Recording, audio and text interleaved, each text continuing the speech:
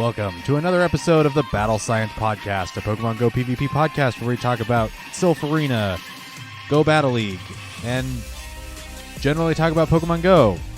I am one of your hosts, Steven, aka aBoyInTheWoods, joined as always by Jesse, aka RocketAdminJ. Remotely. Yeah.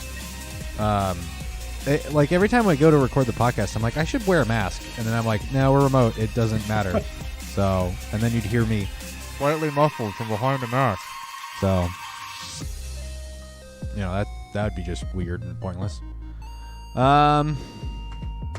It's going to be a lighter episode. There's no crazy new meta for us to cover. So we're going to go over Silph Arena stuff, and we're going to talk about Ultra, which has been, or Ultra League and Ultra Premier League, which has been around for about a day. So there's some data, not an absolute, I don't know, insert however adjective or whatever, not an absolute ton of data for us to cover, but there's some nice infographics and stuff. So we'll talk about that.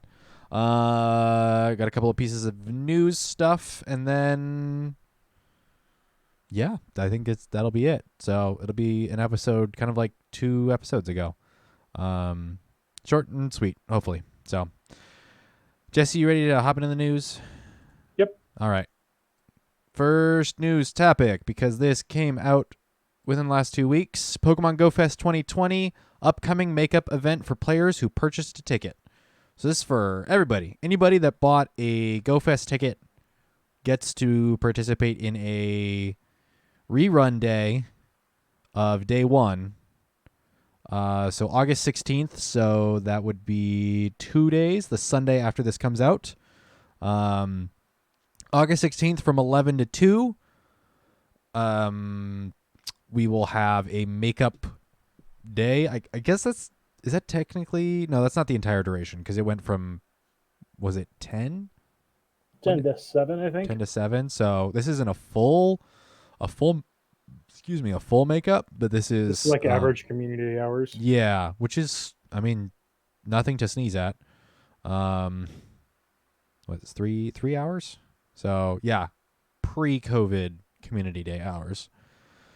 So during this makeup event, some Pokemon, quoting here PokemonGoLive.com from their blog here, during the makeup event, some Pokemon featured during Pokemon Go Fest 2020 will be appearing more frequently in the wild. Note, this makeup event will be available only to players who purchased a Pokemon Go 2020 ticket.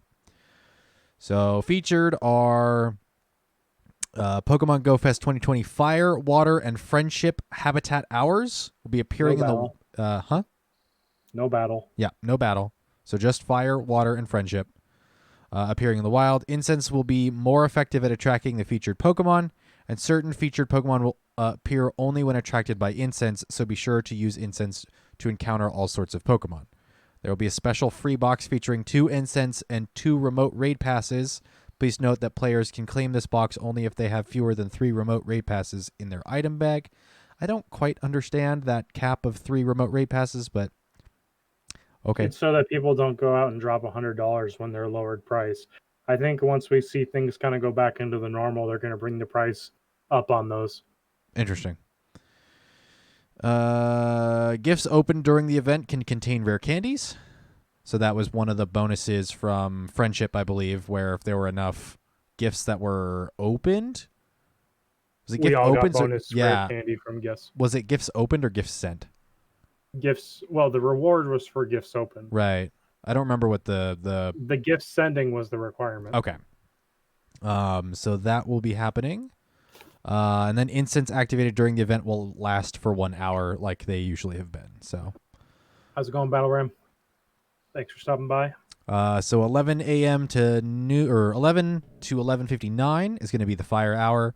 Noon to 12:51 is going to be water, and then from 1 p.m. to 1:59 is going to be the friendship, and that is at your local time on August 16th within your region. So,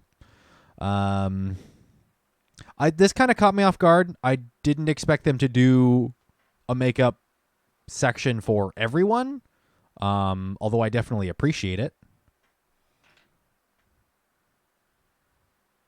You got any thoughts, Jesse?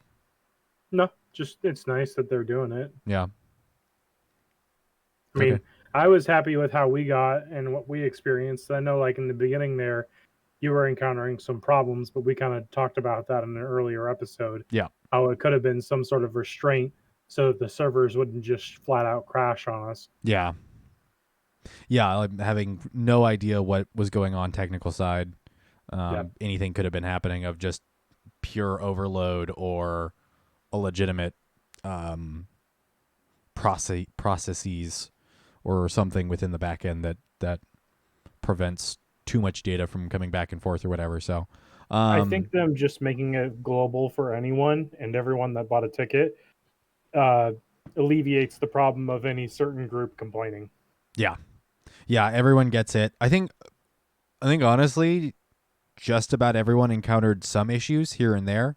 So this Right. is kind of a nice little, I don't know, we're sorry instance. Yep. Um, so I wouldn't count on this being. I A would hope that, continued thing. yeah, I would hope that in the future they would get, you know, the better servers or fix whatever uh, back end issues that have been plaguing the game for any of these larger events. To be Um, fair, though, they've done a really good job of compensating people for not only just events gone wrong, but anybody that sends them an email. I usually hear, people complain, "Oh, Niantic stole my raid pass. They stole my dollar. I want it back." And it's like, well, have you tried emailing them? Because every instance of someone emailing them, I've heard, for the majority, there's been some exceptions. But if you read the emails, those exceptions, they don't say it as nicely to Niantic. They have reimbursed people. yeah. Yeah, I think once you get past whatever Niantic's automated service is, and Yeah, actually talk to a legitimate person, usually you'll get, you know, a response of some kind, and yeah. it's usually somewhat positive at least. So, um, Unless you get the copy paste answer like I get. the robo answer. Alrighty, so remember that's Sunday from 11 to 2. Go catch some more Pokemon. If you bought a ticket. If you didn't, Yeah, if you there's bought a ticket. nothing to see here. Yeah. I'm trying to think of what spawns in that time frame that I'm gonna look out for. Uh, Heatmore will be one of the incense ones, probably. yes. Same with Ooh, Marowak. if Weather Boost isn't around, I'm gonna be looking for a Great League Chandelure. What else do we have? Because I got the candy for Friendship, it now. Togetic will be there. Chansey will be there. Yes, Snorlax will be that'll there. be great. Water, I could always go for a shiny Tentacool. I never Yeah, got one. because you don't have that one yet. Uh, trying to think if anything else crazy was in water, and I don't think so. Ooh, it's not really relevant, but Slowpoke. I might catch some more Yep. Slowpoke. So Yeah. that might be one we see. I don't know if we'll see it in a community day, but we might see it in one of the like incense days or Yep. something. That They actually finally dropped the shiny for it. that would actually be interesting now that I'm thinking about it, doing an incense day of Slowpoke. So every other hour it's Slowpoke, and then the other hour is Galarian Slowpoke. That would be interesting Yeah. because it is a different type. So I mean, it would then be water, which we've already seen featured in a incense hour. Well, we had Mm-hmm. water and dark earlier, but if we had Right. water and poison, or I guess Slowpoke evolves into no, is it psychic? Yeah. Both Slowking and Slowbro are psychic. Okay, so then it could be psychic and poison, which would be interesting. Well, no. So regular Slowpoke evolves into either Slowking or Slowbro, which Uh are huh. water psychic. Yep. Galarian Slowpoke is water poison and evolves into a water Slowbro, Right. water poison. Right. Gosh, words. So have 1 hour be psychic and be the Cantonian Slowpoke, and then the other hour be poison and be Galarian Slowpoke. I guess the only sort of issue with that is we haven't seen what Slowking's Galarian form is, and we won't see what that is until what The Crown around Tundra expansion. around December-ish. So, or potentially later if it gets delayed, along with a ton of other games have been. Um, Yeah, me and the roommate were actually talking about that last night. It's like what are we expecting for the holidays? Because we haven't heard much from most of the game companies. Yeah, we just heard today that Halo's getting delayed till Halo Infinite's getting delayed till 2021. The console manufacturers, the major console manufacturers, are still going through with holiday releases of Yeah. the PS5 and Xbox Series X. So, and then whatever Nintendo is doing with the Nintendo Switch, I have no idea. No one knows. No one knows. Or no, we're getting a I mean, so this is something my roommate pointed out also. This is the 35th anniversary for Mario. right. There were some rumors and leaks on remakes of classic Mario games coming to Switch, but we've heard absolutely nothing about it. So, And then next year is the 35-year anniversary of Zelda, and there was just a legal issue, basically a license for something from Ocarina of Time. ooh, interesting. Very interesting. We did get the teaser trailer for Breath of the Wild 2 last year Two at E3. years ago. 2 years ago, or was it last year at Yep, E3? it was 2 years. Okay. So that's probably, people are speculating it's 2021.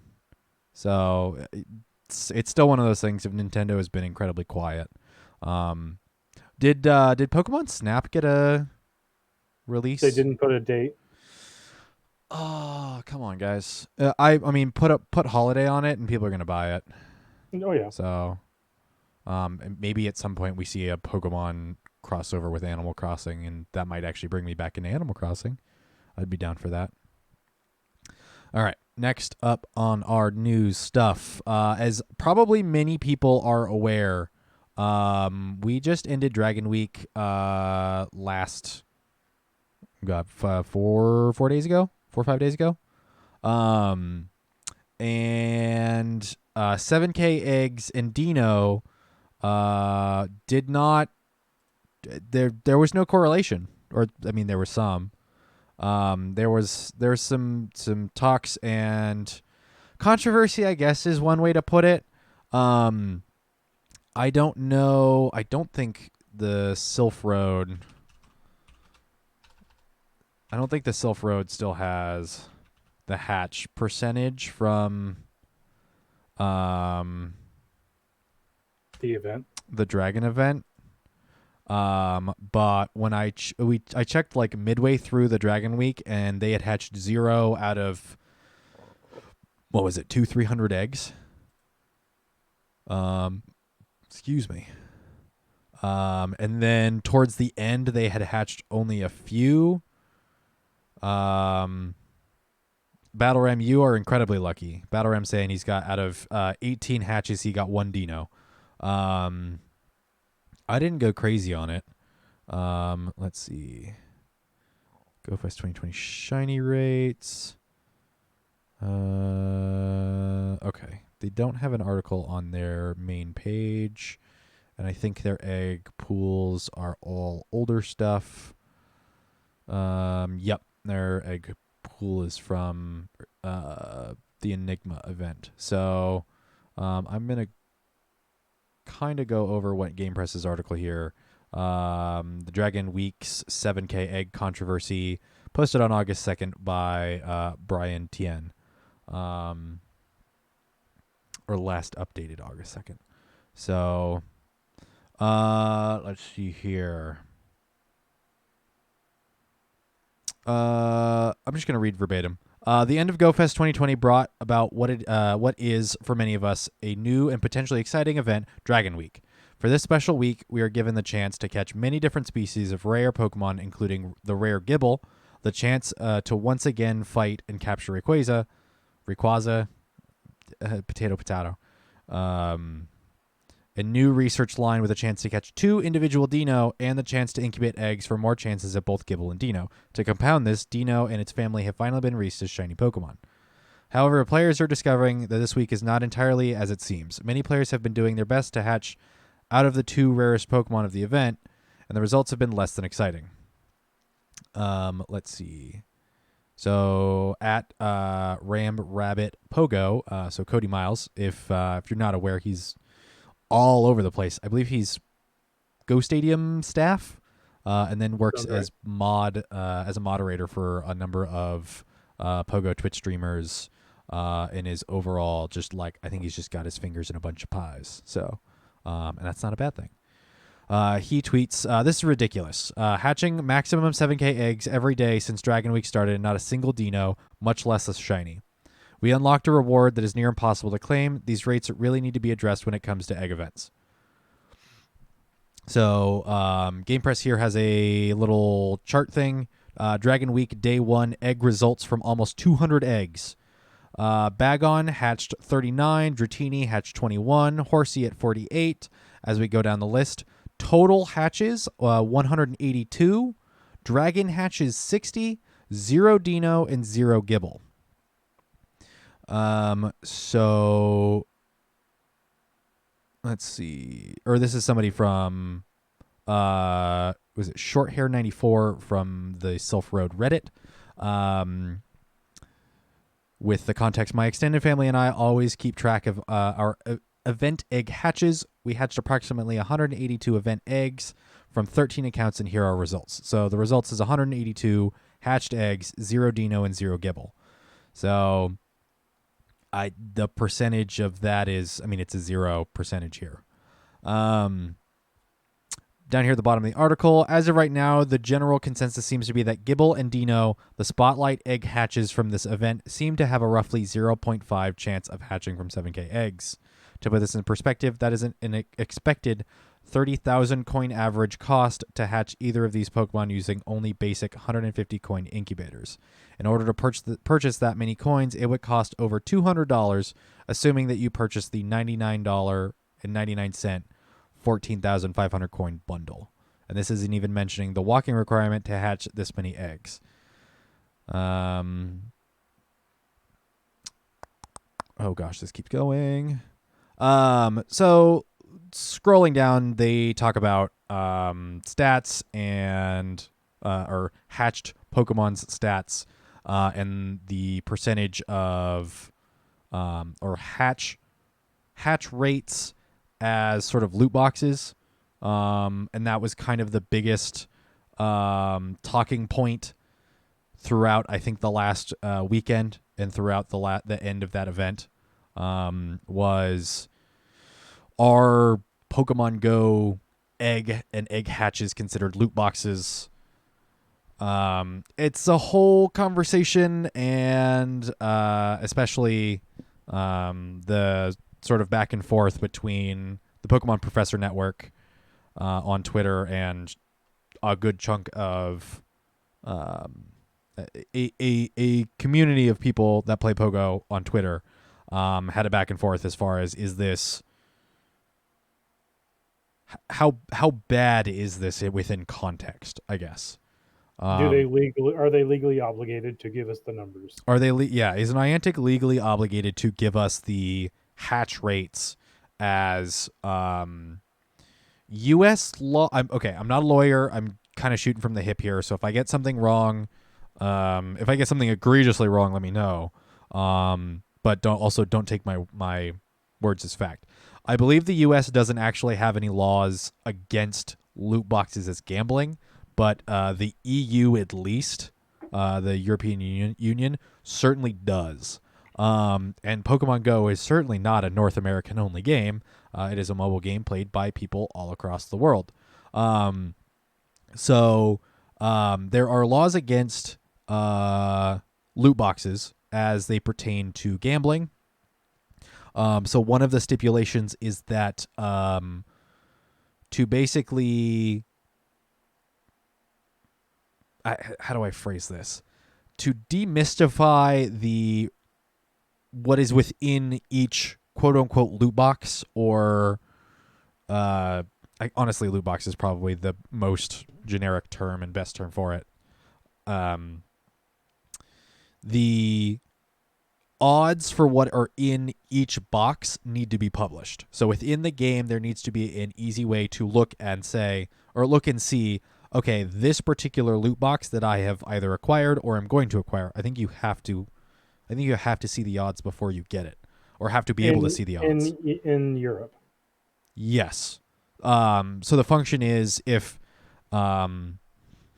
you are going to acquire a loot box, you have to see what is in the loot box and what is the percentage chance or the statistical chance of you The getting that drops from that item.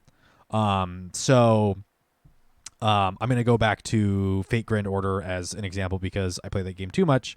And it is a gacha game with quote unquote loot boxes. So there is a sub menu when you go to roll in the gacha. The gacha is basically you get a 10 draw of items or whatever. And So it for pulls those from when you a say gotcha that think, are you talking about the wristband for Pogo?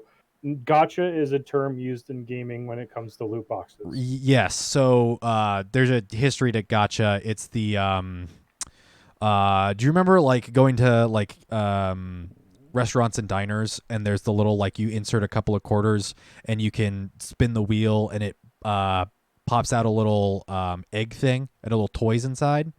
Mm-hmm. So that is a in Japan those are called gachapon, I believe.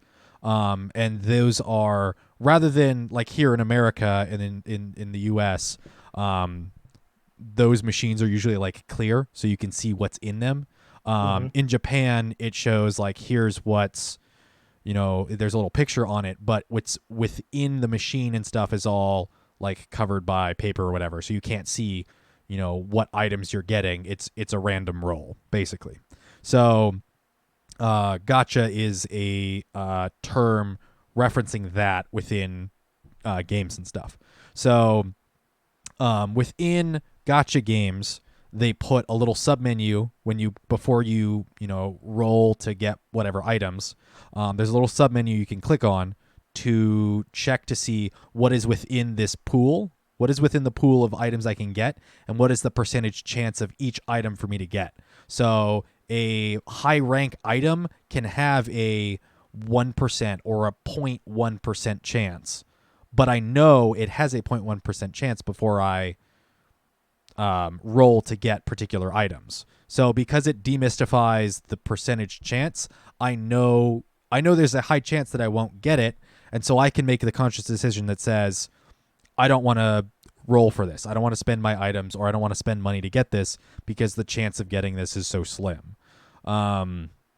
So what people are that's basically one of the requirements within EU law, to my knowledge, is to have submenu with data of, like, let's say within 7K eggs. There needs to be maybe in the egg menu or in the news tab or something. Can you pop back over to Silph real quick and those egg rates? Yes. So this is data brought up by the Silph Road. It's not necessarily official. It's just what their researchers have found. Yeah.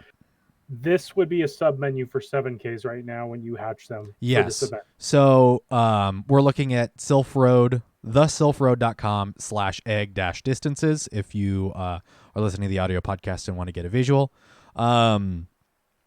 So it shows the 7K eggs, Staryu, Cleffa, Igglybuff, Beldum, Lunatone, LGM. LGM, and Solrock. So it shows these are the Pokemon that are within the 7K eggs. It also has Silph Road has a rough estimate, but within Pokemon Go, if they were to implement a menu or a graphic like this, they would have to put the exact percentages.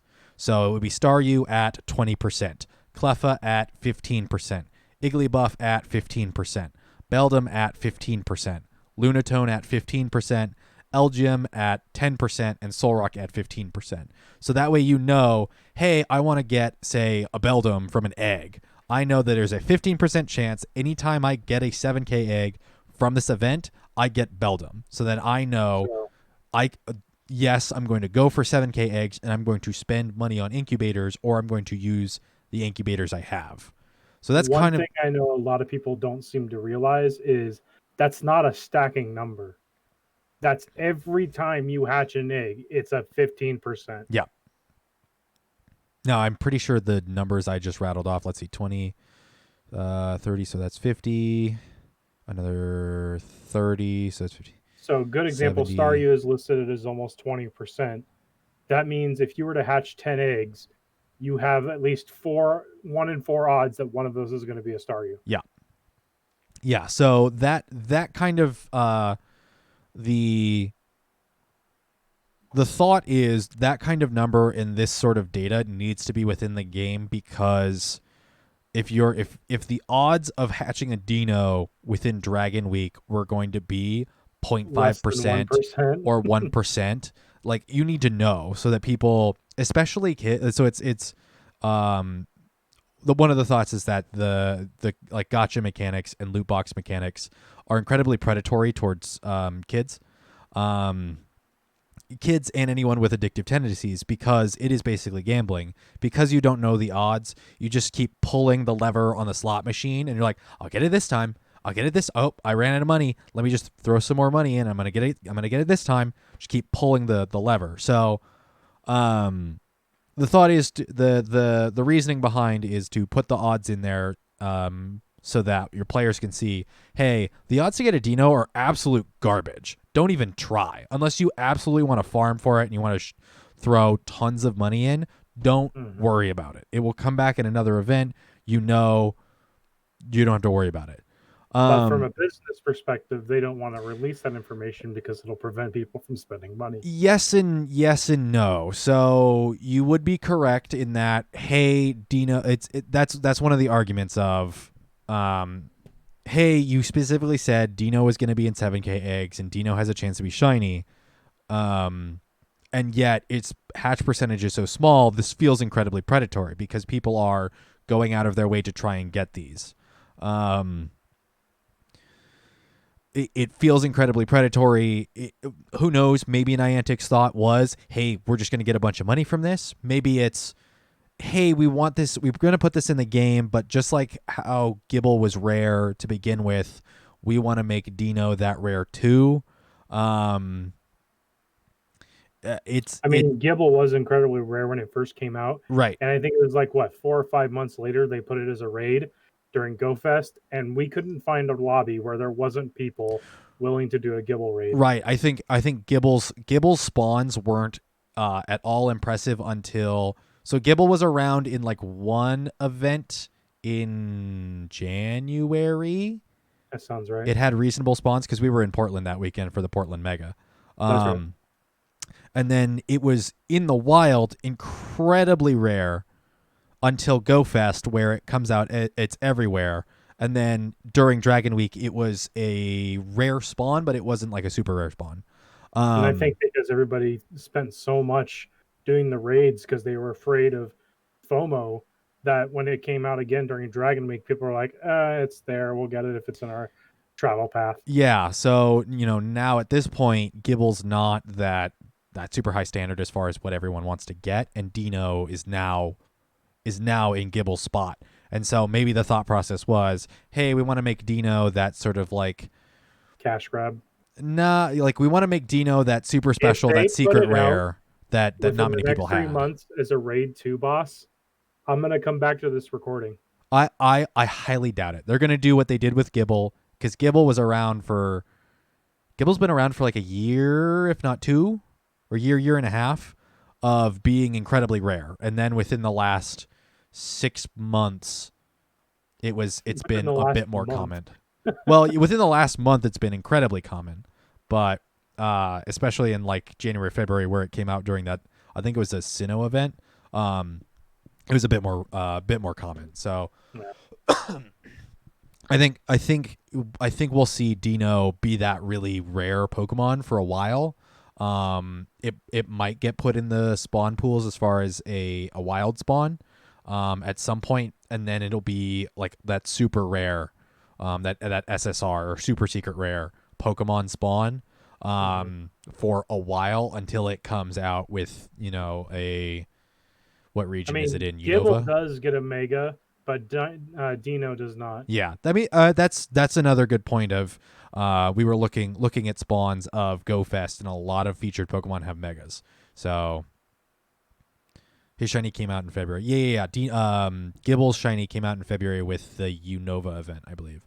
So, or was it Unova or is it? No, it's Sinnoh. It's a Sinnoh region. Mm-hmm. So then Dieno whenever we get another Unova, a featured event, because in a week and a half we're gonna get the Unova event.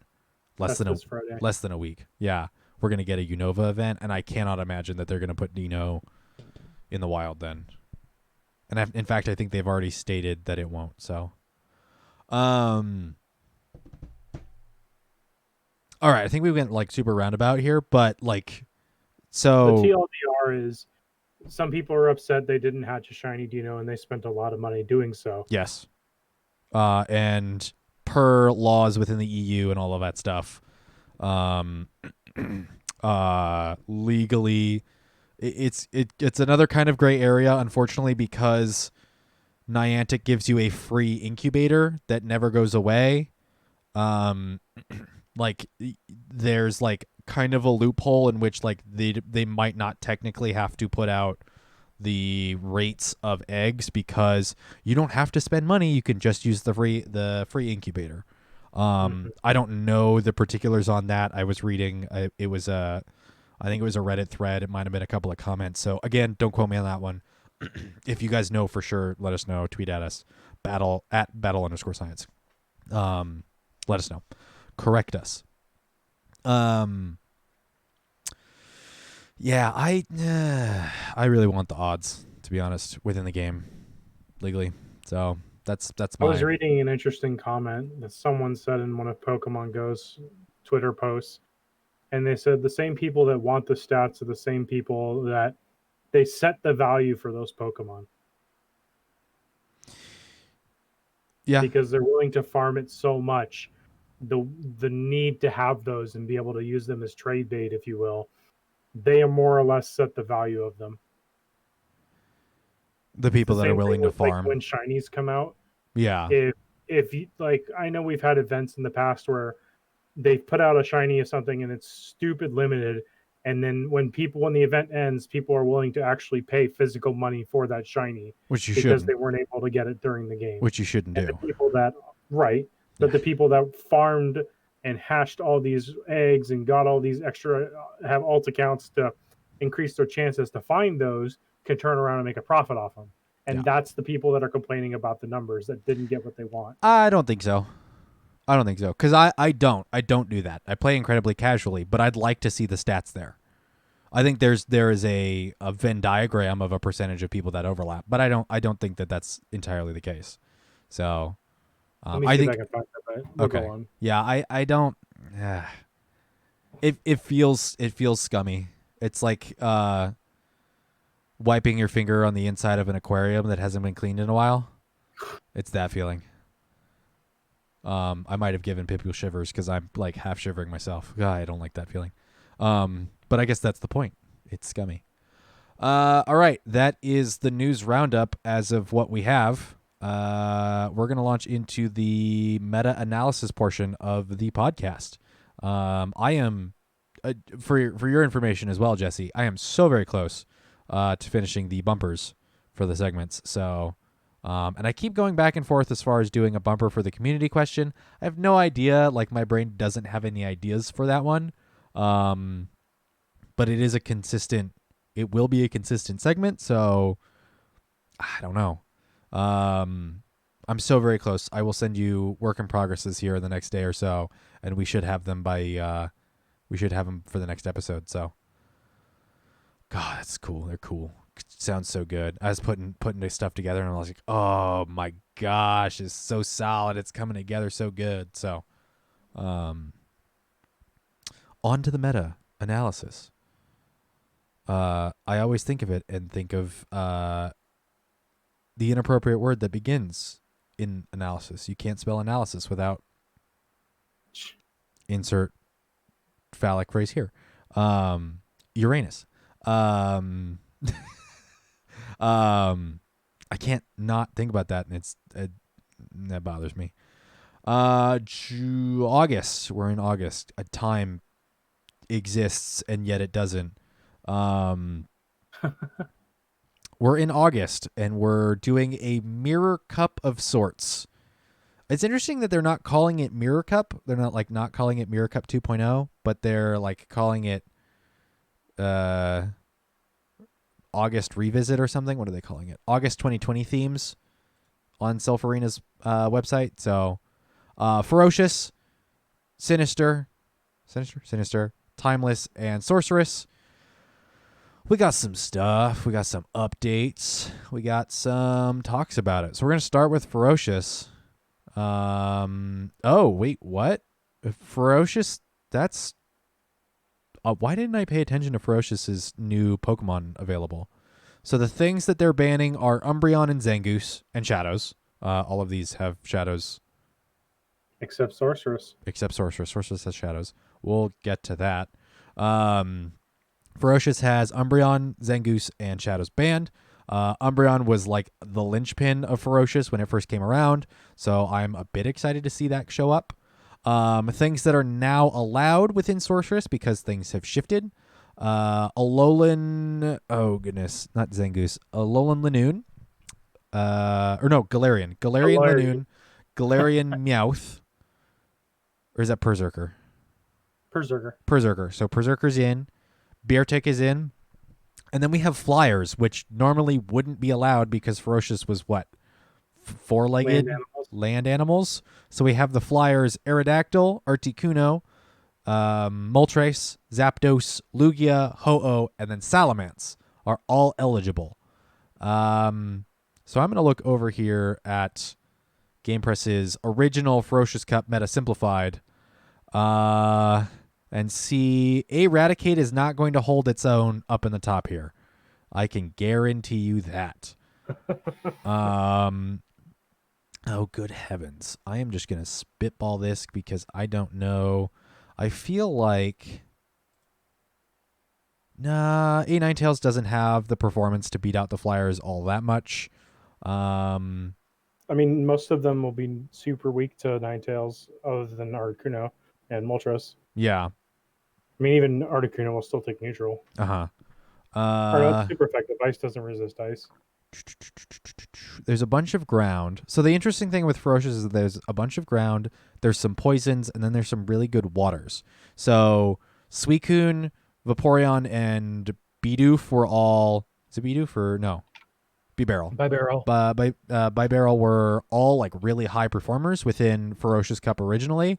I don't see those going away necessarily. I mean, what replaces Umbreon? Because Umbreon was one of the pivots for that cup. Honestly, I think a Flyer might fit. Yeah. Just because there's that many.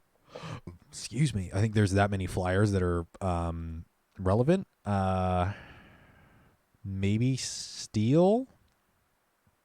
If A9tails and oh goodness gracious, my brain ain't working.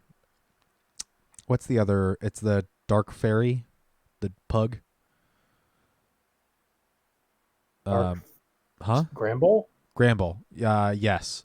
It's just fairy. Yeah, if A9tails, sorry, I think because it's got Snarl. If A9tails and Gramble are performing as, pretty reasonable fairies, I think you're going to see Steel be a bit more common. Yeah. And then your fire types maybe a little bit more, but to be honest, and then there's like no fighting really. I think there's a couple of pseudo fighters, but you really don't see it a whole lot. Yeah. So, yeah, I think Flyers... Terrakion a new addition, but I don't think anyone has one low enough. Terrakion, Cobalion. Cobalion was one of those ones where you had to have the 1 in 1 million, I think, like zeros across the board. Yeah, I don't think any of those are eligible within Ferocious. The Great League. Yeah, because Ferocious, I don't think any of them are eligible within Great League, but I don't think any of them are available within Ferocious because Ferocious was the whitelisted. So, okay. They put the whitelist under the banner of four-legged land mammals, land-based beast-like species. It was one of the most interesting cups to come back into. Yeah, but it was particularly a whitelist. So we had Sinister to kick it off, which was back to normal typing. Type Psychic, Ghost, Steel, and Fighting, I believe. That sounds right. But then we get to Ferocious in the next month, and like, hey, look at this new theme, and everybody's like, what? What? Yeah, I think your flyers might be a bit more are going to be a bit more relevant, and then on top of that, anything with a good solid rock move or ice move. Pterodactyl. Yeah, I guess run double flyer if you want to run one of the. Well, I'm just saying, just rock on him. Right. Well, yeah. If you want to run one of the legendary birds. Bear tick too, even with that powdered snow rework's going to be scary. That's true. That's right. I was confused. I didn't think Powdered Snow did get a rework. So then A9tails also would be a better performer better. too. Yeah. Did we get an electric rework since Ferocious? Would that make I mean, the Wild Charge got a rework. I don't know if that changes Raichu and Alolan Raichu that much. Hmm. And I don't think Salamence do you think Salamence really changes this meta all that much? I mean, the dragon adds a few more resistances. But in Great League PvP, I don't think it performs. I've never heard anyone I've never be interested used to use it. So yeah, I don't think it's ever performed well enough for anyone to really use it. So it's added within here, but I don't think it perform. I can't imagine it performs well enough. Closer, enough. if anything. Yeah, and it's going to be double weak to ice. So Beartic or A9tails or any of your other ices are going to absolutely freak it. So okay. The one that a lot of people, from what I can tell, are very much more interested in, Sinister Cup. So Sinister adds a couple of things and removes a couple of things as well. Or like a thing, I think. So Sinister adds... Shiftry. Shiftry, thank you. Do you want to read these? Shiftry, Murkrow, Honchkrow, Crawdaunt, and Sharpedo, while taking out Drifblim, Galarians, Legendaries, Mythics, and Shadows. Thank you. My brain. So I am disappointed that Drifblim is gone because Drifblim was really cool, but Drifblim has Icy Wind and it performs incredibly well.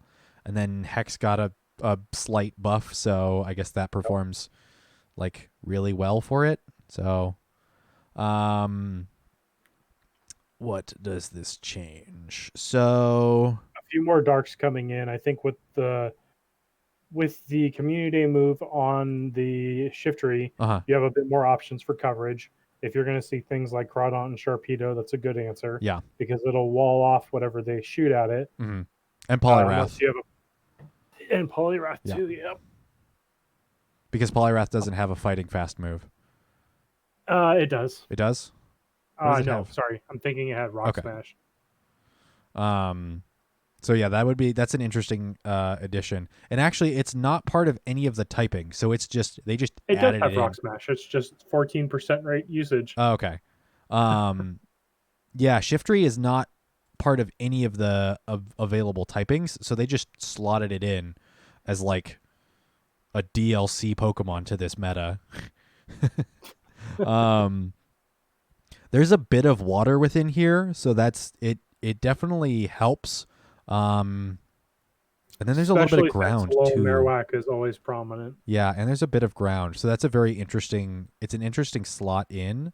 There's not a ton of fire. I guess AWOC is going to be really common, but I don't think you'll see AWOC with Fire Spin. I think for the most part you see it with Hex, just because of the way. Even then, all of those listed above, other than Shiftry, still resist that. Yeah. Crawdaunt and Sharpedo, from the little bit of experimenting that I've done, don't perform well enough within Great League. Honchkrow as well. Honchkrow, I think, a little bit performs a bit better, but like stat wise, we did get some of the flying reworks. Like Murkrow now has a better Drill Peck, and Honchkrow now has Brave Bird. Okay, so then move performance wise, they're going to perform better, but I think overall Honchkrow and Murkrow are a bit on the glassy side, and then Sharpedo and Crawdaunt I know are. Or Sharpedo is attack weighted and then speed weighted in the game, but speed doesn't matter in Pokemon Go, or in the main series game, it's speed weighted. And then Crawdon is just garbage stats. Period. I've looked at it. It's not impressive at all. So their additions in the meta into this meta are interesting, I guess, but they don't scream use me at all. Crawdon is Snarl and Waterfall, Night Splash, Crabhammer, Bubble Beam, and Vice Grip. Its key wins are against Marowak, Dusclops, and Polion, Haunter, and Steelix, which are all pretty big names. Oh yeah, within the standard Sinister Cup. That's impressive. Huh. What's the win point wise? Is it close to the 500 tie, or is it for which matchup? For any of those. You're looking at PV Poke? Mm-hmm. So it beats Marowak with 864 win rating. That's impressive. That's just because it beats it down so quickly. Right. That is, wow. It's just Snarl and Night Slash. Huh. Dusclops 724 and Polion 621. And that's all probably just because it resists everything's fast moves. Yeah. Huh. Interesting. I would not have expected it to perform. Yeah, the inclusion of Dark type within this meta, because all of these new additions are all Dark type. It's an interesting addition to Sinister, as it's just a nice, it's like a seasoning of Dark on top of Sinister. I don't think it changes crazy things, but it's definitely, maybe you have to run a Dark type now on your team. Huh. I think I might have to look back at my team. Because our Sinister starts tomorrow. Any other thoughts on Sinister before we move on? No. Huh. Interesting. Yeah. Spicy, I guess. Let's see. So then Timeless. This is the one. Timeless and Sorceress. I would be surprised if anyone's running these other than just to do them for fun. I haven't seen anyone be super eager to run these ones. So Timeless's addition is Sableye.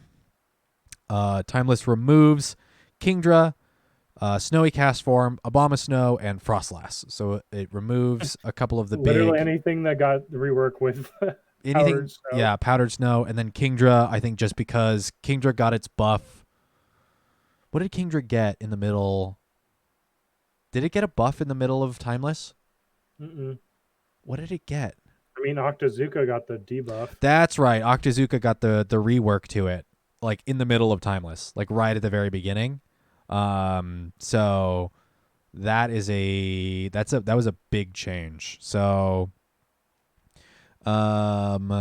your big ice types are going to be Lapras, Celio, and I think that's it, according to GamePress's original meta simplified. Dugong's allowed. Dugong is allowed. Double Legacy Dugong. Surprisingly. But it was around then as well. So yep. And it performed. It was the must-have on the team. Yep.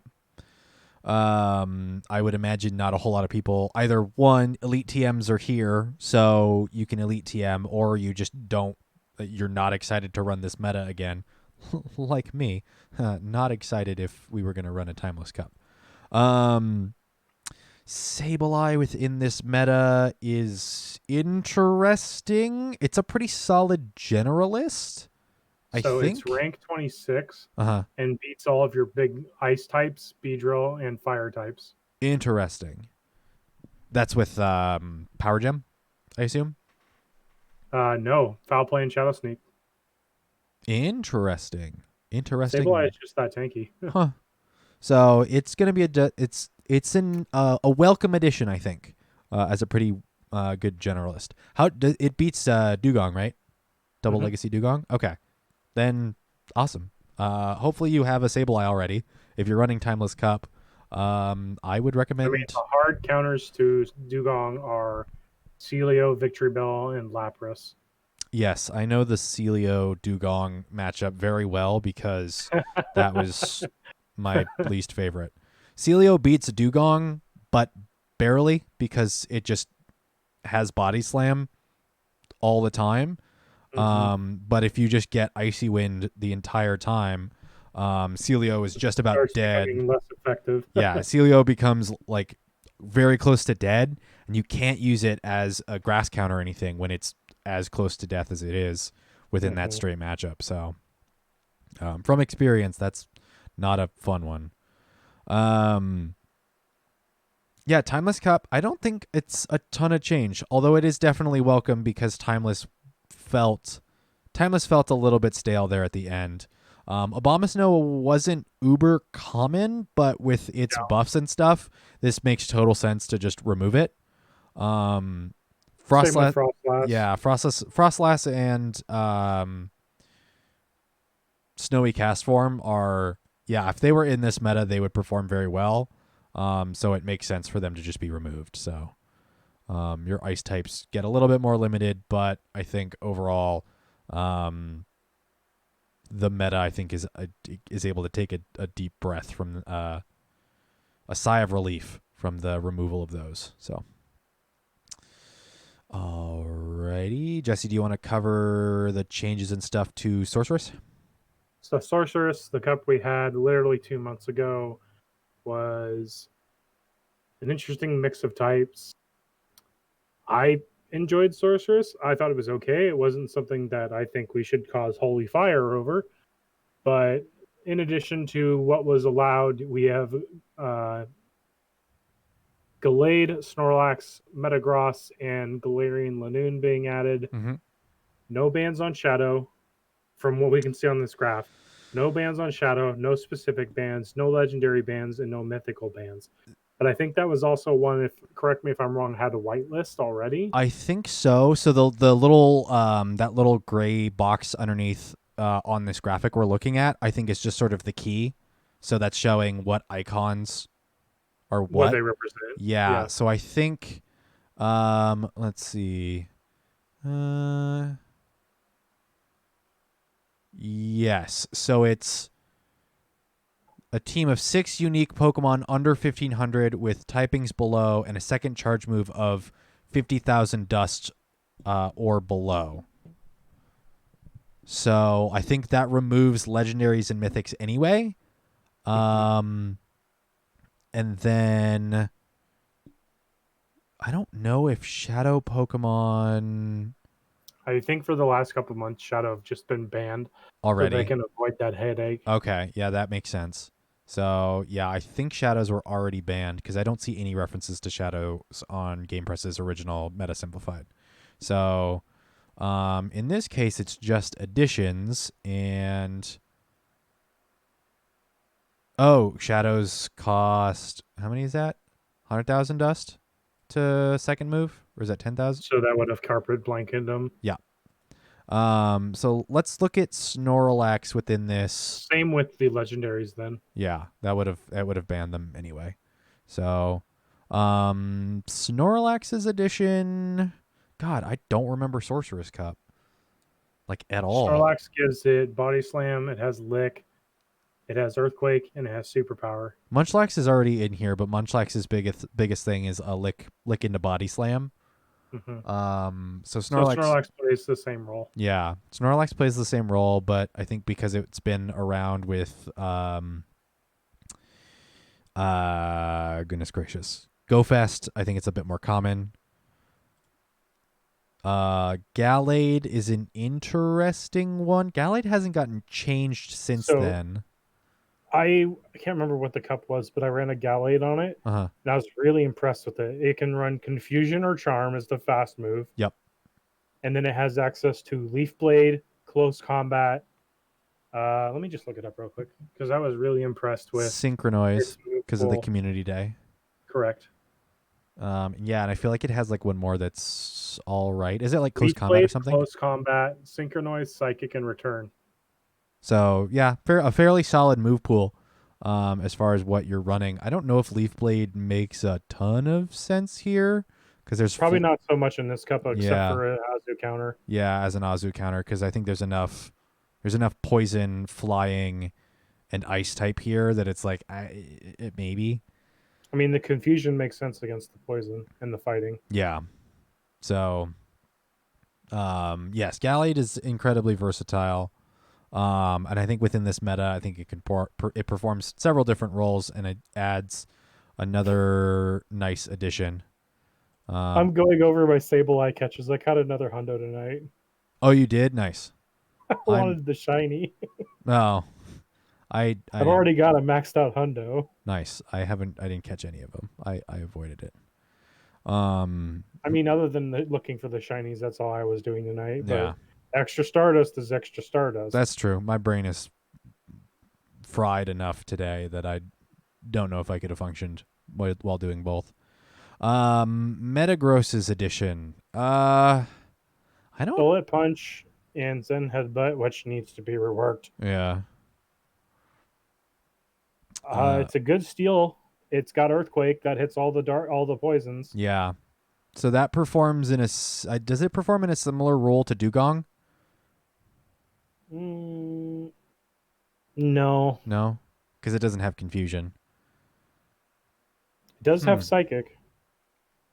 Interesting. And then it's got Meteor Mash, which I can't imagine you're going to run it without Meteor Mash. If you are a brave soul. Yeah.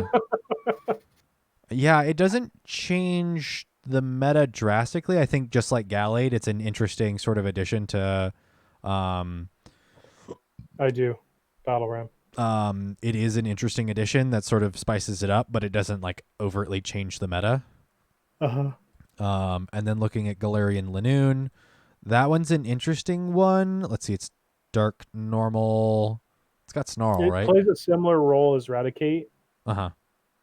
Let's check out this move pool here 1 second. Linoon. Let me change it to that. There we go. Galarian Linoon. It has Snarl or Lick for its fast moves, Body Slam, Gunk Shot, and Dig. Interesting. Body Slam, Gunk Shot, or Dig. Well, Dig's not good, so it's Body Slam and Gunk It's Shot. literally 75% Body Slam, 13 Gunk Shot, 11 Dig. Interesting. Dig would beat out some of the steals, but there really isn't. The poisons. Yeah, but there's not a whole ton of it. And I mean, Dig's not great, but with Snarl, it can get to it. So its key wins are against Hypno, Shiftry, Umbreon, Abomasnow, and Meganium. Interesting. And Abomasnow is still eligible within this meta. So, but I think it's within the meta simplified. They're classifying it as a grass type and not technically as an ice type. But I think it can play both roles here. So, but even then, that's a situation where you have to get that Gunk Shot off without shields. Yeah. Huh. Yeah, I think another addition. I think honestly, the Sorceress Cup that just sort of gives it a little bit more, versatility, but it definitely doesn't like change the meta or anything. So if you're looking at the meta simplified, those additions are. I don't think they change it quite as much. I think the biggest one that changes.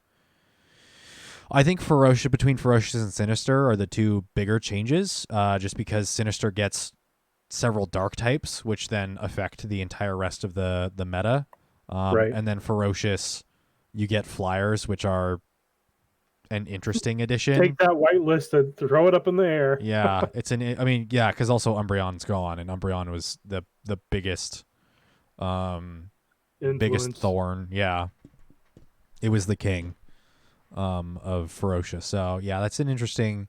Those are some interesting refreshes. We're running Sinister here, and I think I definitely have to relook at my team for Sinister, and make sure I'm actually happy without running into a month-long tournament of just depression. Do you have Team Builder up? I can. You want to throw it up, and I'll let you see my team and tell you what you think. Sure. So, Great League for Sinister. I have Honchkrow. Snarl, Brave Bird, Sky Attack. Sky Attack, Dark Pulse. Ooh. Okay. Bastiodon. Smackdown, Stone Edge, Flamethrower. Yep. Ew, Irontail, gross. What's next? Marowak, Alolan, Hex, Mare. Fires, Hex, Ground, Bone Club, Shadow Ball, All right. Machamp. Ooh, interesting. Counter cross chop rock slide. Yep. Two more. What's that? Two more. Uh, Gardevoir. Charm, Shadow Ball, Synchronize. Mm-hmm. And last one. Which one am I missing? Poliwrath. Poliwrath. Mudshot, Dynamic Punch, Ice Punch. Yep. Cool. All right. Rate team. Coverage A. Bulk C. Safety C. Consistency A. That's a good, reasonable Gengar. Sorry. I'm seeing Battle Ram in the chat saying Gengar. This is me not spending any dust. Yeah, I mean, I imagine you have all of this already leveled up and everything. So that's, go for it. So the double fighting strat is the concept is with the team, I have Gardevoir, which brings the dark out, but I have Poliwrath and Machamp.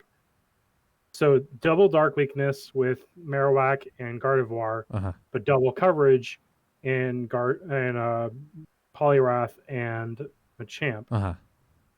With Bastiodon, I have coverage against the grass with Honchkrow for things like Shiftry and the bugs, if anybody is really feeling spicy and wants to use some weird bug. And then Bastiodon beats down other would-be flyers and fire. Interesting. Isn't Gardevoir neutral to dark? Or is Fairy not super effective? It's neutral. Okay. Huh. Let's see. What's your biggest threats according to A Raichu with some close wins. Bastiodon outright beats it. Gardevoir slightly beats it. Or close win goes to Gardevoir. Steelix, another bunch of close wins. Nothing outright dominates you. Other Gardevoir have some big wins, but you also get some. You have the tie there, and then Bastiodon beats it out by a chunk, and Awok comes away with a bit of a win. Interesting. Yeah, that seems like a pretty solid team. Threat score, according to PV Poke, of 511, so that's pretty solid. It is recommending some ground. Yeah, but ground in this cup, I'm afraid with all of the... I feel like I have it covered with Poliwrath. Mm-hmm. I mean, I could 6 of one, half of a dozen of another at this point. Yeah. And anything else I change would require dust. Yeah.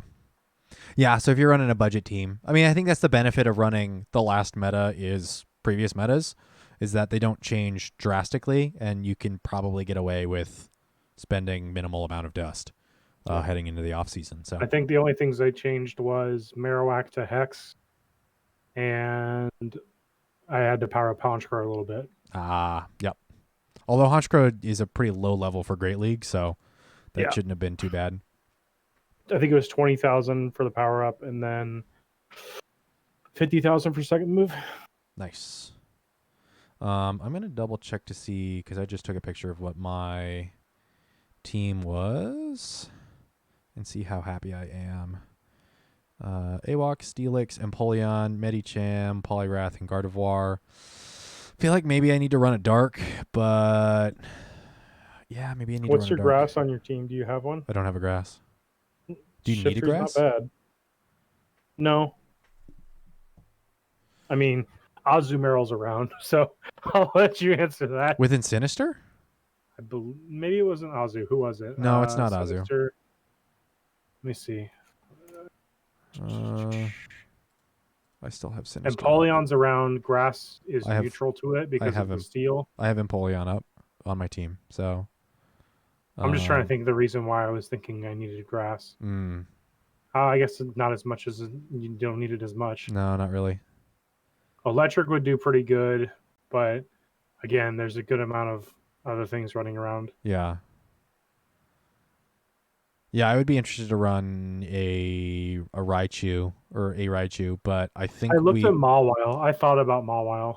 I think Mawile. Did you run Mawile last time? No, I ran Steelix. Okay. And then I think we talked on Friday about my team and running Achu, and I think it just didn't make sense. It just while as spammy as it is, it just doesn't last well enough. So, and I think my team is already somewhat squishy, so swapped that out. All right. So that's what we have to look forward to for August. The rest is of a August. revisit of a few of the cups. Yep. You want to talk about Ultra? Oop, wow, auto zoomed. Good heavens, that zoom is insane. I heard you like my game. Yeah, is that insane? How's that performance?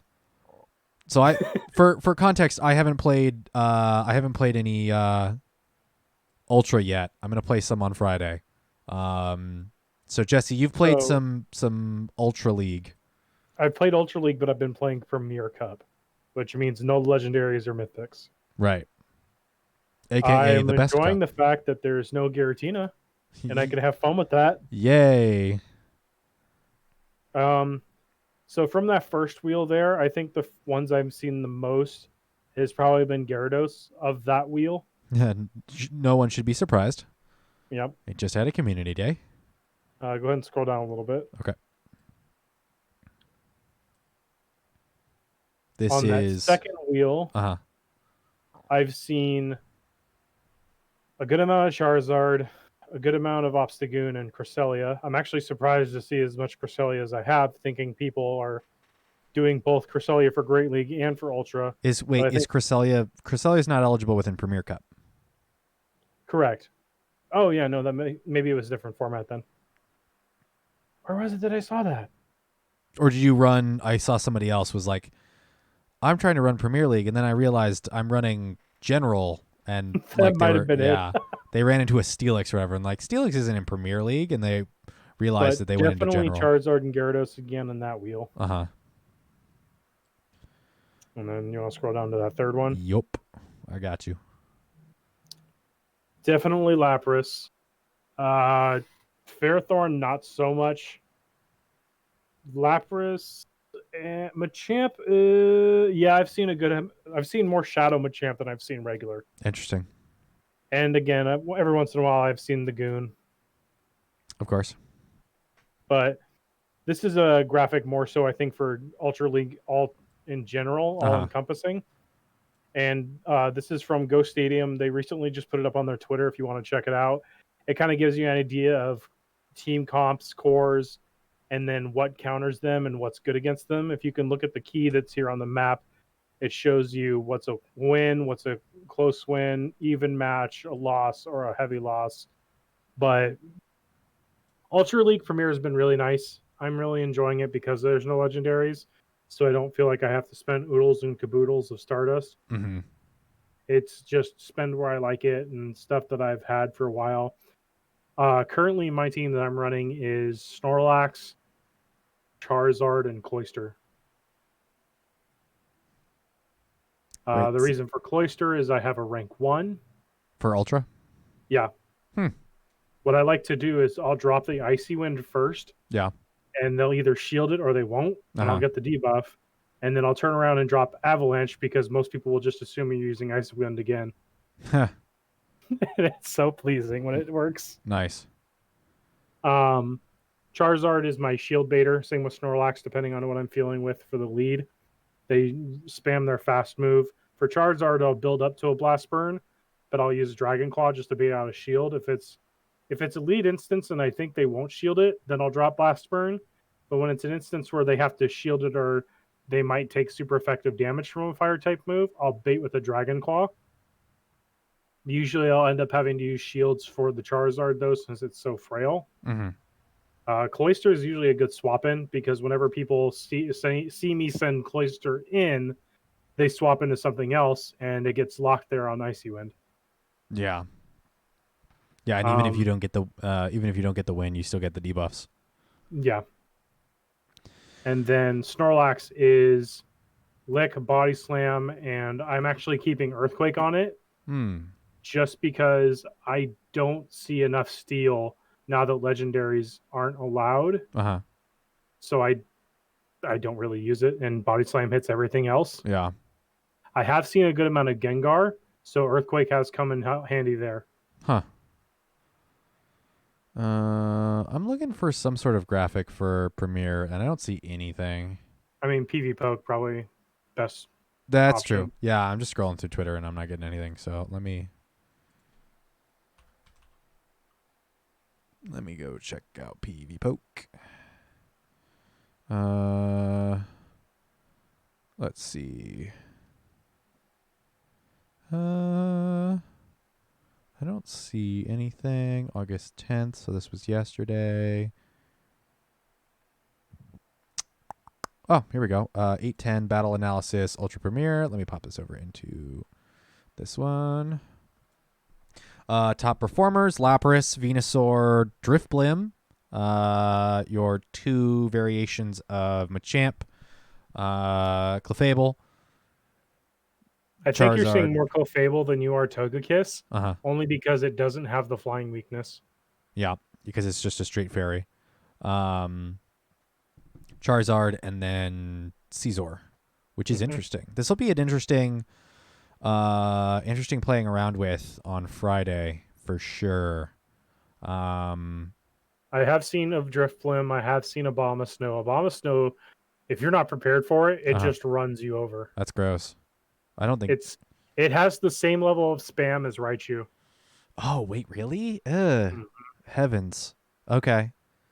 Yeah, this will be a really interesting thing because I don't have anything powered up for Ultra. So Friday's going to be... I think the only reason you see Charizard and Machamp is literally to counter the ice types. Yeah. Yeah, that would make sense. Because you only see a little bit of Steel. So far, like on the top teams, you see Magnezone, but that's it. You don't see any other Steel or anything. So, yeah, that beats out those ice types. Lapras, Drifblim, Magnezone, Shadow, solid team. Very expensive. Yeah, it can be. Does Drifblim probably maxes out around Ultra League, right? I think so. I imagine so. That would be one I'd love to try and run, but I don't think I have anything the candy ready. Or the dust. Yeah, well, I might have the dust for it. I don't know if I have a good one for it. Machamp I think is going to have to be a go-to for me. I'd love to see if I've got a good Scizor. And then I think Snorlax is probably going to be something. I think honestly, Snorlax is a common one that's really great because it can do many things. Yeah, it's definitely. I'm definitely going to have to build. I'm going to have to build a team from the ground up, just like in Master Premiere. So, yeah, Friday should be interesting. I do want to try out Shadow or Sharpedo for Shark Week, but I'll probably do only a set or two of that, and then probably call it quits because I know Sharpedo's not good, but I'm doing it because it's Shark Week, and I made the tweet for it. Yesterday. I was like, all right, it's Shark Week. Who's running Sharpedo and GBL? And I got nothing. No engagement. I'm like, I guess it's really not good. That doesn't surprise me, but it does make me sad. So, I don't know. Jesse, would you recommend Sharpedo for... No. GBL? Okay. I didn't think so. Because it doesn't even have Snarl, right?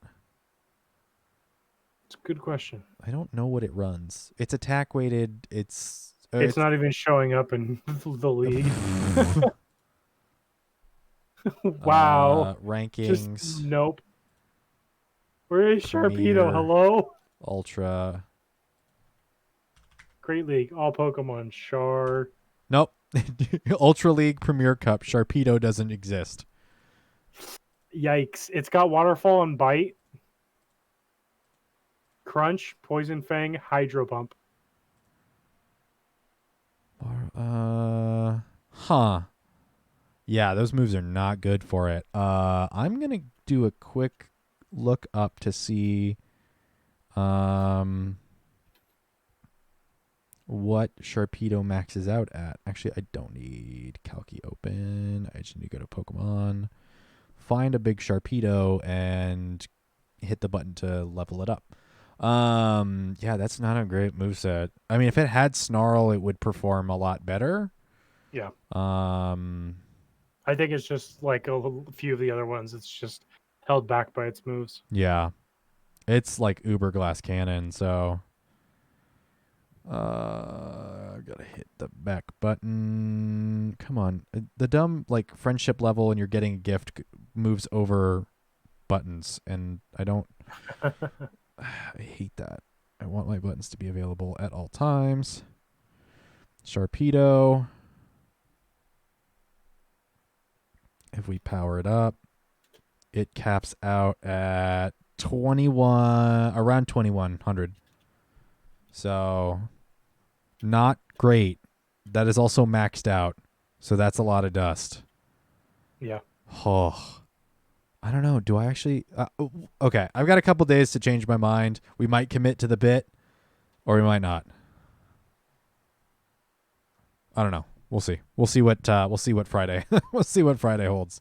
If I feel like spending all that Stardust on something that's going to be under Great League anyway, or under a bit under Ultra anyway. So, alrighty, is that all of our meta stuff? Master League and Master Premier won't have changed all that much. We'll We come still to haven't that. heard the thematic flying cup yet. That's true. That's true. We have not gotten any information on that. So we have this week. We'll have next week of the Unova event, and then we don't have any idea as to what event is after that. So the next episode might actually be right in the middle of whatever flying thing is happening. So we'll have to wait and see.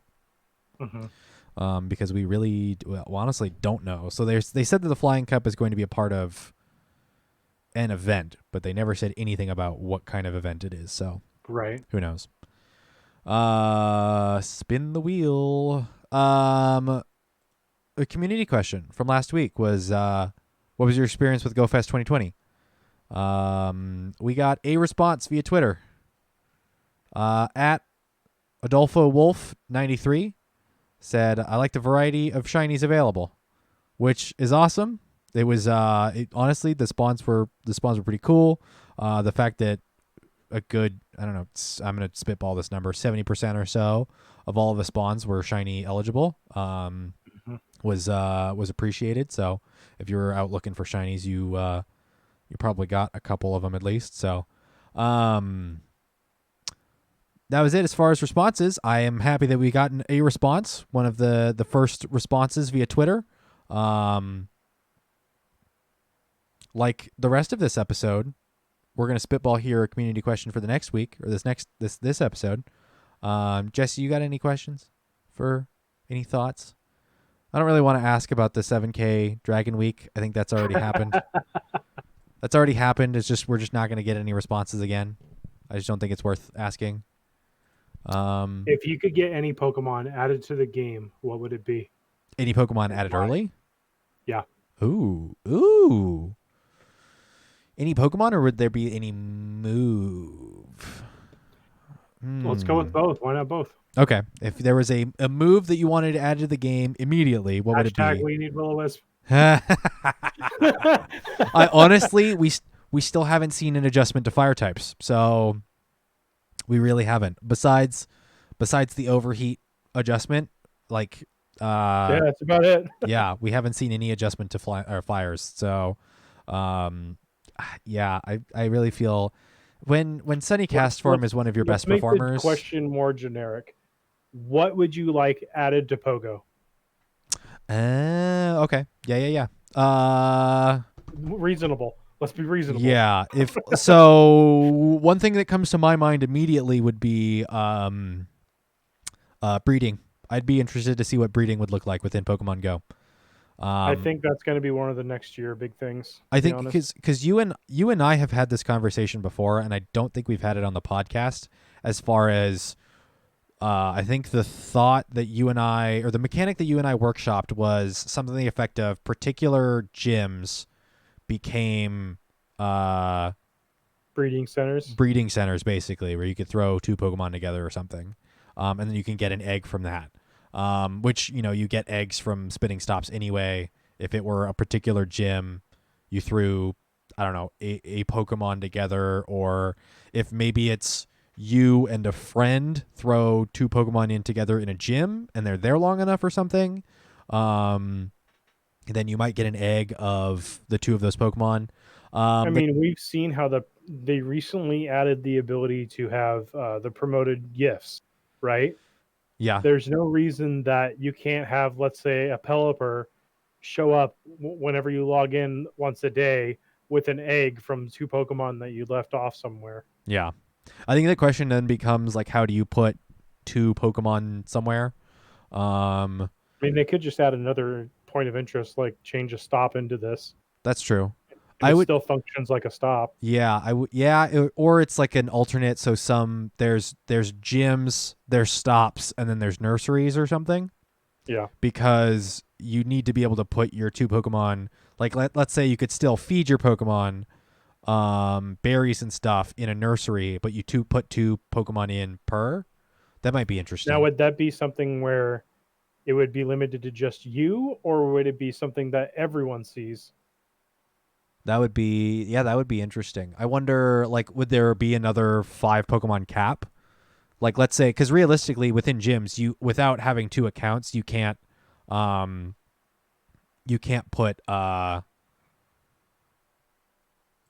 what's it called? You can't put two Pokemon within a gym. You can't put two of your From Pokemon one in within. account. Yeah. Yeah. So that would be interesting.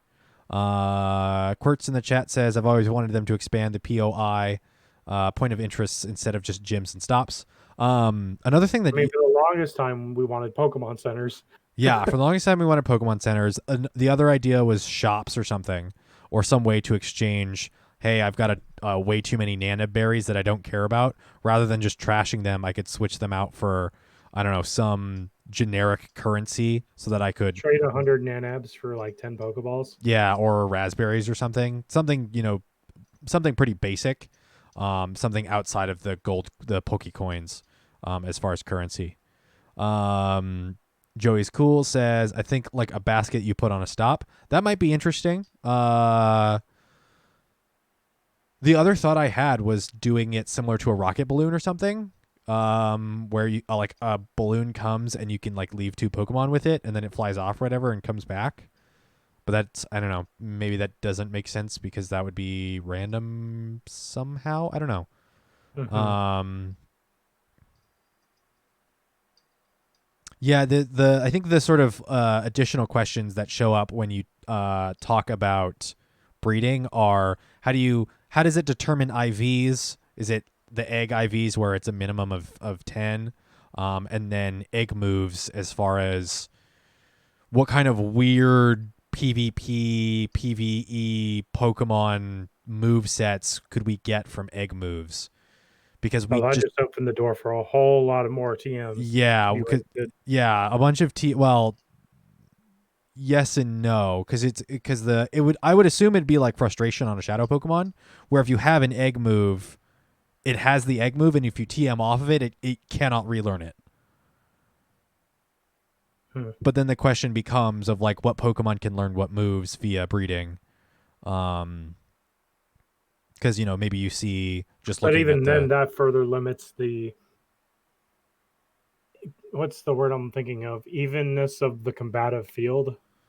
Yeah, because it's the egg moves add an additional sort of like weird limitation, like mumbo jumbo stuff, and then on top of that, if egg moves also, if anything that was bred also has the 10-10-10 minimum stats, you then put another limitation on it. Now realistically you could still trade it. So like what Chris is saying. I thought they were going to do Mossy Rocks or Snowy Rocks for Leaf and Glaceon, but Lures wasn't a bad idea. So much more death mechanics to Pokemon Go. It's definitely not happening. Yeah. Yeah. I mean, the breeding mechanic within like the main series games is like really like refreshing and like a meta game within itself.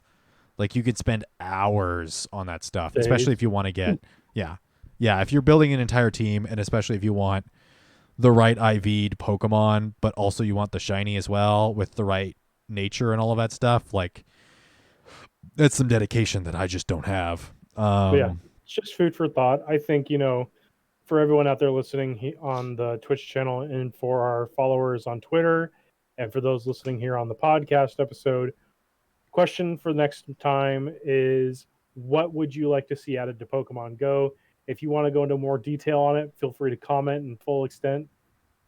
Yeah, Again, be reasonable. We're not going to get things like breeding would be nice. I think it's something that they can foreseeably do, yeah, but there are certain things we would like to have in the game, and then there's certain things that are feasibly possible in the game. yeah.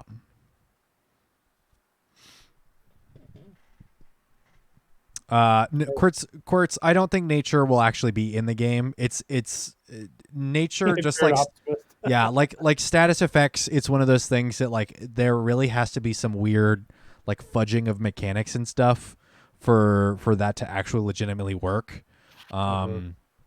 So I'm just saying like within the main series games, like those are parts of breeding, additional things to look for. But I think within Pokemon Go and the way that the like real time turn based mechanics work in PvP, I don't think it makes sense. So I kind of agree with what Ferdinand's saying. next big thing will be not related to Pokemon itself. It's going to be with AR. Yes. Yeah, I think they've been pushing that hard. Yeah, the improvements honestly, the improvements within augmented reality. The Go snapshot is awesome. And then the thought that we can have a third phone or something watching a battle in AR would be amazing. So Battle Ram, that's something I've been wishing for since beta. An infinite super incubator as a reward for level 50. So it's actual reward for reaching 50. Yeah, I mean, then you get into the really bizarre instances of our eggs. I mean, the conversation earlier of our eggs loot boxes, and if you have another free incubator, is that another loophole? That just another piece of evidence that they can be like, no, you don't have to pay. You don't have to pay money. They're not technically loot boxes. So, that conversation goes down a rabbit hole. Statuses would be nice. Quartz in the chat saying statuses would be nice. Maybe miss a few turns with paralyzed, lower damage with burn, etc. They need to fix current problems like desync first. Yeah, that's a problem that's been experienced here recently. So, and seeming to be more often with whatever update they put out within the last week or two. AR PvP with an audience. I mean, it's like the only example I can think of is literally the way that they do the I swear if you say Yu-Gi-Oh, I will leave this call. Go ahead and do it now. The way that they do like the holographic of like they put the monsters on the battlefield or whatever is like without us having holographic projectors, using a third phone as a camera within AR space is like the closest thing to that, and that would be amazing.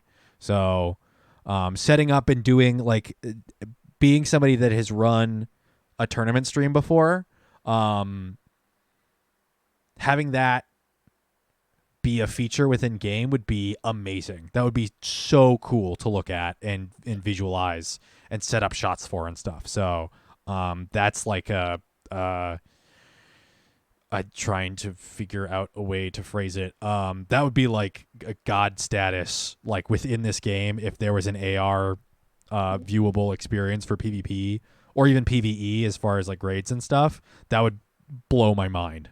So remote trading, Battle Ram saying remote trading, that would be cool.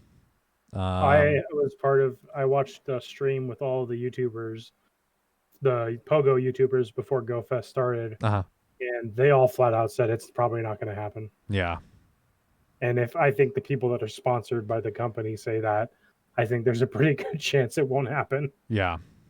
Yeah, the remote trading is a I'd love to see. I think the sort of thing that we're waiting to see is Pokemon Go's interaction with Pokemon Home. But I don't know if the global trading is gonna. It kind of breaks one of the core principles of Pokemon Go, which is going out and meeting people and being part of groups or whatever. So, just for lucky friends, yeah. Even then I don't know. I don't know. So yeah. Way to go with the question, Jesse. I'm going to give you a virtual high five. Solid question. I would also love to see Will-O-Wisp added to the game. That'd be great. So, we need Will-O-Wisp. That hashtag. We haven't used that hashtag in a while. I think we need to do it again at some point here. So, I think that's it. Jesse, you got anything else? Anything crazy happening? Pokemon Go world? I'm looking forward to Unova Week. I want to try and farm up some Roggenrollas. Yeah, that shiny looks amazing. You want to bring it up on stream for those watching? Yeah, I think we talked about it last week. We did. 2 weeks ago. It's the Crag from Nickelodeon. It was in my search history. So looks so nice. Looks so cool, like ice shards sticking out of it. So, it's a dark purple with blue spikes. Yeah, like a light blue turquoise-ish. Nah, it's not turquoise. Diamonds. Yeah, basically. Diamonds. Yeah, it's a sweet looking shiny. So, regular Roggenrola is. I mean, regular Roggenrola is also cool because it's got like the orange red crystals coming out of it. But that shiny looks peak. Aggro Crag. Is that a reference? I don't get that reference. I don't know. Alrighty. So Unova Week coming next, and then I'm sure the next podcast will have some interesting stuff to talk about because we should be, in theory, we'll be in the middle of the flying event, or we'll at least have some more information. Where will we be? Will Silph Arena be? We will have just a little bit left of Silph Arena Season 2.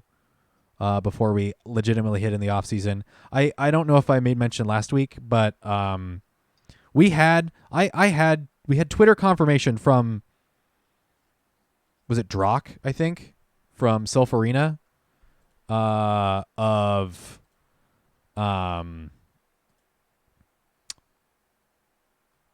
what did you post? Oh, somebody else. Oh, you liked. Okay, I see what's going on here. I saw people liked the cookie. Okay, I get it. I saw people liked the tweet and I was like really confused as to the context. So, where is? We have such an interesting Twitter feed. We have, yeah. I mean, I like to put GIFs. Apparently people don't like GIFs because we don't get a whole lot of interactions on Twitter, but whatever. Whatever. Where is? I think you went that past tweet? It. Did I?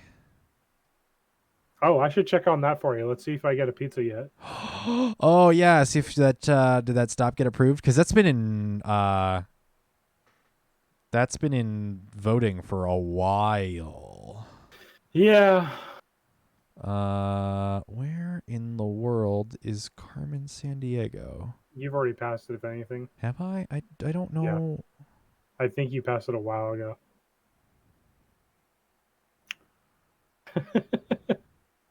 So, yes, it is still in voting. Dang, dude. Yeah, because that's Catacomb. I wouldn't worry about it. Yeah. So we had confirmation that Catacomb was going to be the last one, and then they added August metas. I'm not like, yep, here it is. Is Catacomb the final monthly meta of season 2? Drock responds, correct. Catacomb will be the last official cup of the current PvP season. On June 29th. Yeah, that was my birthday. I'm not like upset. I'm a little confused, if anything, but whatever. Like, what my rank's gonna go up by like maybe 100 spaces if I have a winning tournament, which I probably won't. Positivity. But I will be very happy with an off season of, what were we speculating? Is it a month or 2 months? I think just a month. I'm not going to say anything at this point. They've not released the next season calendar. I assume they'll probably do a little bit more information when we get the. Aren't we supposed to get the World Champion Tournament in August at some point? Soon, TM. Interesting. I wonder if we get that near the end of August, because it's the best of 4. So however that tournament shapes out, I assume it's like, I would be interested to see round robin where everyone plays each other. But they might do it a single elimination. Maybe a round robin to get seeds and then double elimination tournament or something. So we've yet to see that. So maybe when we see the world champion tournament, we'll get a little bit more information onto Silph Arena Season 3. Excuse me. Yeah, I think that's it. That was longer than I expected. I thought we were going to go around an hour, but we're an hour and a half. So thank you everyone for hanging out. Yeah, thank you everybody for checking it out. I just said the same thing you said, so now I feel like a butt. A butt. I feel like a butt. Check us out on Twitter at battle_science. Jesse and I both run that, so sometimes you'll see one of our names attached to tweets, sometimes you won't, so sometimes you'll just have to like flip a coin and see. If you guys want to chat to us, I think our DMs are open. Please don't spam us, but if you want to chat, go for it. We have a Discord, so that is linked, I think, to our Twitter, or linked on our Twitter, also linked in down below. It's linked in Twitch, and it's linked on every episode of the Battle Science podcast in the descriptions. Currently, we have a Cliffhanger Cup unranked for fun going. And tomorrow, as of this recording, hoping to start our Sinister 2.0 Cup for August. Yep. And then we'll do, I have no idea what in the time in between. Maybe take a break. Maybe take a break. Yeah. We got to figure out Battle Science, or the 1UP Cup V2. Bets on World Champion. I'd like to say North American. To be honest, I don't follow a whole lot of uber high ranked PvP, so I couldn't tell you who won all of the. Speediest Chief, I think, won North America. But that's all I remember. I'd like to see Speediest Chief win. I'll go for the home champion and say Speediest Chief. Yeah, I'd like to see North America take it, but honestly, like, I don't have stakes in it. And I'm not going to put money down. So, whatever. Twitter, Podbean, or battlescience.podbean.com if you want to check out the podcast format. That is up. It also puts it out on all the other platforms. If there are issues with Apple Podcasts, or the Apple Podcast format and Google Podcast formats, let me know. There's some weird things happening in the Podbean backend, and I don't entirely know. Like, we already connected those in the past, but at this point it's like, hey, reconnect them or whatever. And I'm like, I'm pretty sure they're still all connected, but Podbean's being weird. So I either need to further investigate, or if there's problems, let me know. We got YouTube. I'm putting the podcasts, the video recordings are now up on YouTube. I don't think we have a nice pretty link. That's, youtube.com/battlescience. I don't think we have the pretty link yet. But we are Battle Science on YouTube. So go check that out if you want to check the videos. At some point I will get around to cutting together the couple of tournaments we've had and putting them up as one big, long, way too long video. But there's like editing involved in figuring out which files and stuff are, put together and all that stuff. So that's a fun probably weekend/week adventure within Adobe Premiere. Yay. And rendering. Letting it render. I think that's it. Yep. And then if you want to email us, my dog is barking. I don't know why. battlescience.podcast@gmail.com. Thanks for hanging out. Thanks for hanging out. We'll catch you guys out on the digital battlefield. I say too many times.